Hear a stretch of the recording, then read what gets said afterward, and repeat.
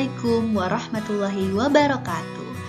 Halo anak-anak, kembali lagi bersama Bu Heni dalam pembelajaran tematik.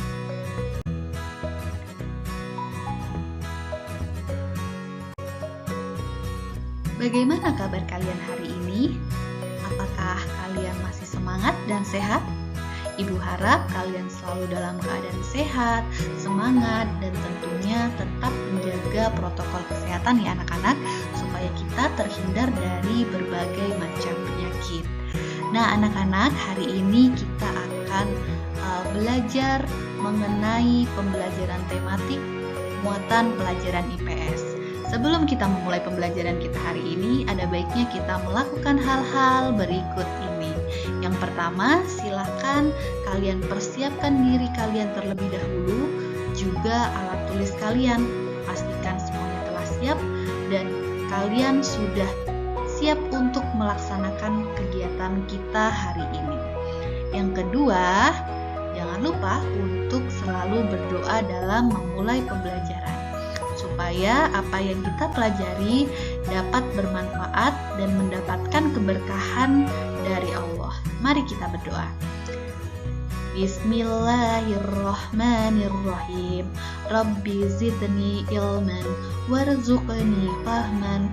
Rabbi shrahli sadri wa yassirli amri wahlul 'uqdatam min lisani yafqahu qawli. Amin.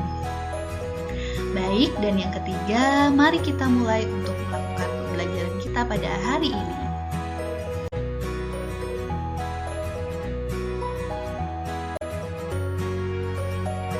Seperti yang telah Ibu sampaikan sebelumnya, bahwa hari ini kita akan melanjutkan pembelajaran tematik kita pada muatan pelajaran IPS.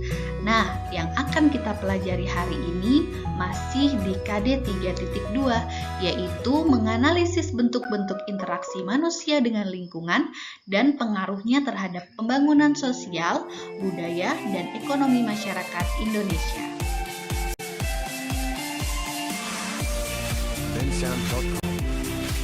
Nah anak-anak, sebelumnya kita sudah mempelajari tentang interaksi sosial dan juga interaksi manusia dengan lingkungan.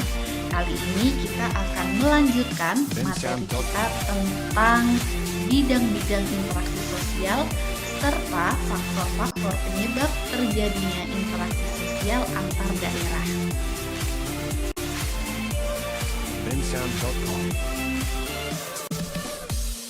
Baik anak-anak, sudah siap untuk memulai materi kita hari ini?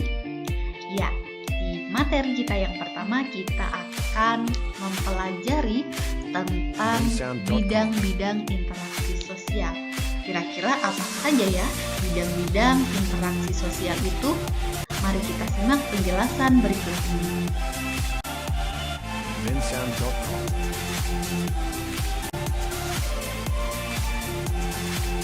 Anak-anak, masih ingatkah kalian apa itu interaksi sosial?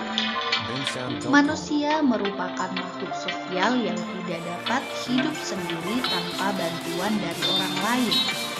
Oleh karena itu, manusia melakukan kontak atau interaksi dengan manusia lain untuk memenuhi kebutuhannya.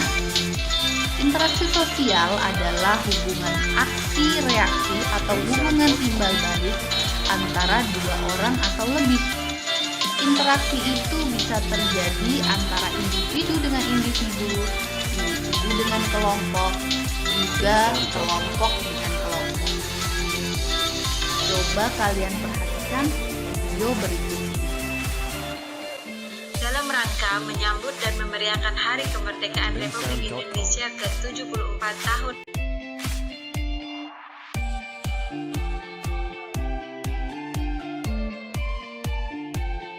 bensound.com.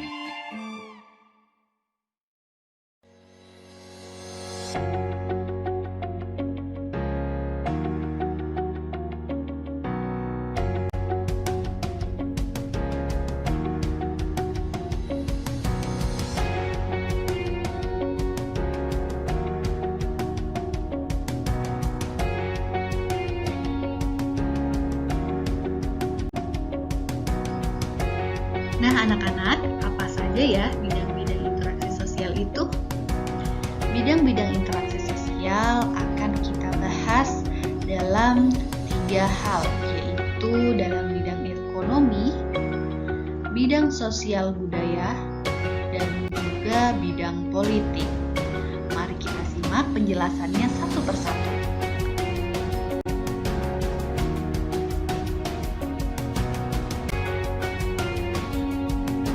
Pertama, mari kita bahas tentang bidang ekonomi. Interaksi sosial di bidang ekonomi dilakukan dalam rangka pemenuhan berbagai kebutuhan manusia, seperti kebutuhan sandang, pangan, maupun papan. Hubungannya terjadi dalam proses jual beli atau perdagangan. Interaksi sosial di bidang ekonomi dapat terjadi di pasar, supermarket, ataupun pusat perbelanjaan. Nah, pada gambar ini ditunjukkan salah satu contoh interaksi sosial di bidang ekonomi yang dilakukan di pasar.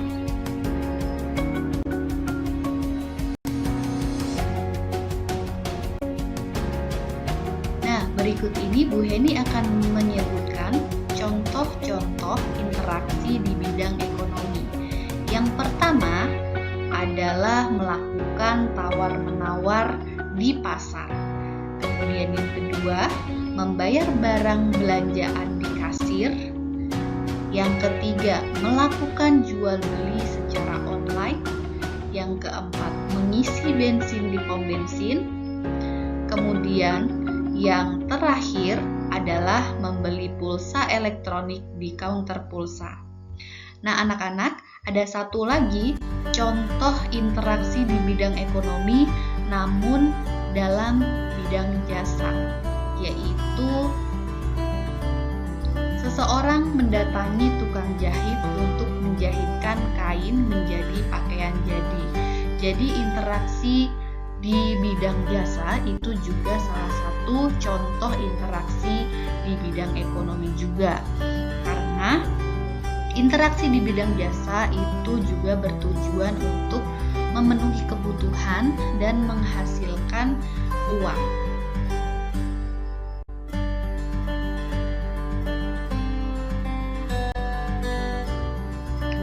Bidang interaksi sosial yang kedua adalah bidang sosial budaya. Bidang sosial budaya merupakan jenis interaksi yang dilakukan oleh masyarakat dan berkaitan dengan adat istiadat yang dilakukan sejak zaman dahulu. Interaksi di bidang sosial budaya umumnya masih banyak dilakukan di daerah pedesaan dibandingkan di daerah perkotaan. Coba kalian lihat gambar berikut ini. Berikut ini adalah contoh gambar yang menunjukkan sikap gotong royong yang dilakukan oleh warga masyarakat. Sikap gotong royong merupakan warisan budaya adat istiadat masyarakat Indonesia yang masih dipegang teguh sampai saat ini, terutama oleh masyarakat di pedesaan. Karena jika kita lihat di masyarakat perkotaan, nilai-nilai gotong royong itu sudah mulai luntur. Untuk itu, kita perlu melestarikannya.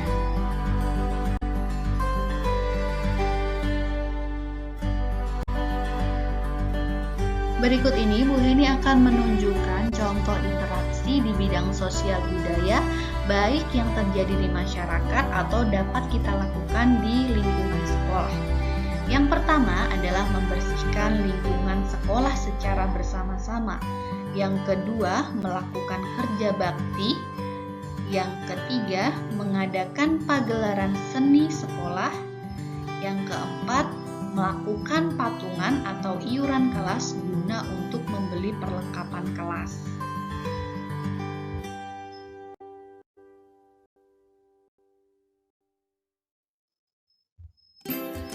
Bidang interaksi sosial yang ketiga atau yang terakhir adalah bidang politik. Bidang politik merupakan jenis interaksi yang dilakukan oleh anggota pemerintahan dan anggota partai dalam menjalankan kekuasaan negara. seperti pada gambar berikut ini.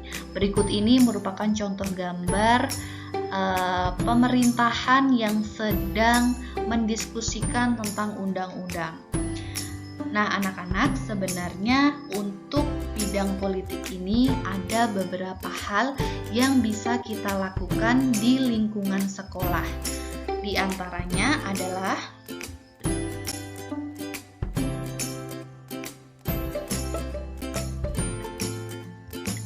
satu, melakukan orasi untuk pemilihan ketua OSIS. Yang kedua, ikut serta dalam pemilihan umum. Yang ketiga, melakukan kampanye calon pasangan pemilu. Yang keempat, bergabung dan aktif dalam organisasi sekolah. Dan yang terakhir adalah melakukan musyawarah kelas ketika akan memutuskan suatu keputusan yang menyangkut kepentingan bersama.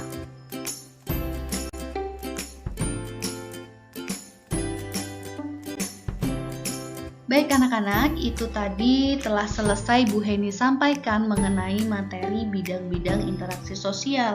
Dan sekarang kita lanjutkan ke materi yang kedua, yaitu tentang faktor penyebab interaksi sosial antar daerah. Kira-kira apa saja ya faktor-faktor yang menyebabkan interaksi sosial itu dilakukan antar daerah?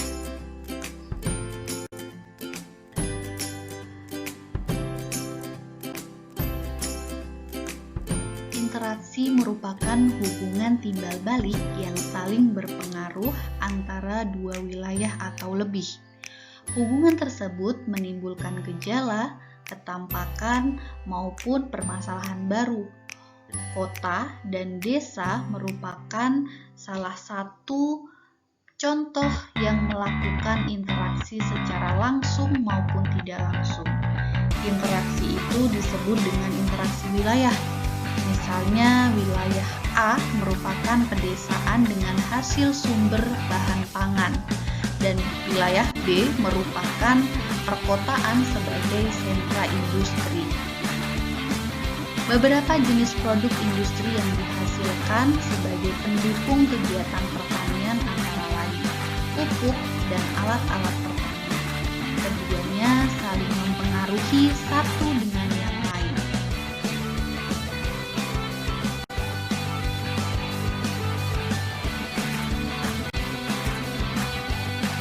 Baik anak-anak, selanjutnya Bu Heni akan menjelaskan faktor-faktor penyebab interaksi sosial antar daerah. Bu Heni akan menjelaskan 4 faktor yang menjadi penyebab interaksi sosial antar daerah. Apa saja keempat faktor itu? Mari kita simak materi berikut ini.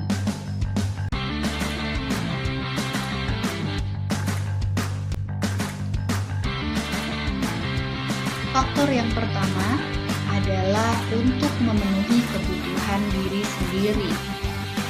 Satu daerah tertentu tidak dapat memenuhi kebutuhannya sendiri, baik itu berupa barang maupun jasa yang diperlukan. Untuk memenuhinya, suatu daerah harus berinteraksi dengan daerah lain. Misalnya, untuk mendapatkan bahan makanan, orang-orang di kota harus berinteraksi dengan orang-orang di desa.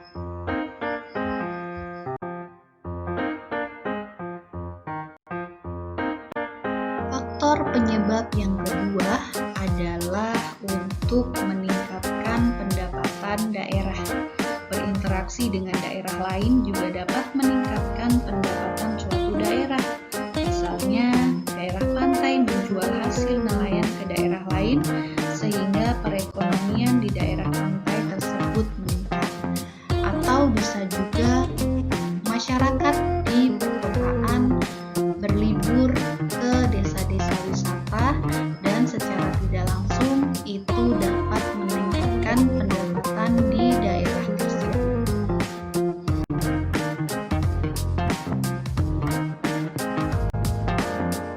Faktor yang ketiga adalah perbedaan sumber daya alam.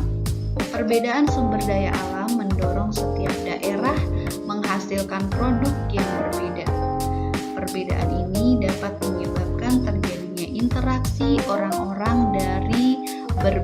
daerah yang berbeda. Misalnya, suatu daerah memerlukan batu bara untuk pembangkit listrik, namun daerah itu tidak memilikinya. Daerah itu kemudian membelinya dari daerah penghasil batu bara. Seperti pada contoh gambar berikut ini.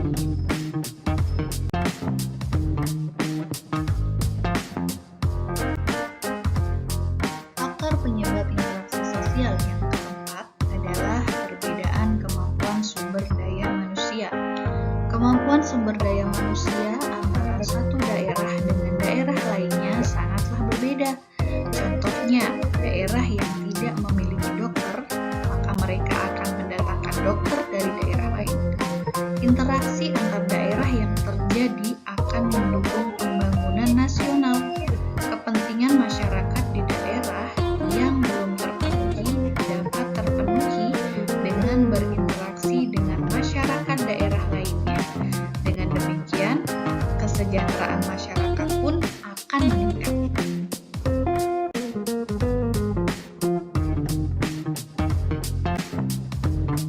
Baik anak-anak, itu tadi materi yang dapat disampaikan melalui video pembelajaran ini.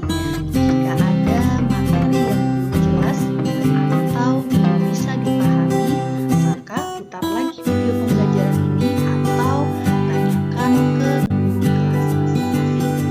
Semoga apa yang Ibu sampaikan dapat bermanfaat dan terima kasih atas perhatiannya. Semoga kita dapat dipertemukan dalam video pembelajaran berikutnya. Kita ucapkan hamdalah.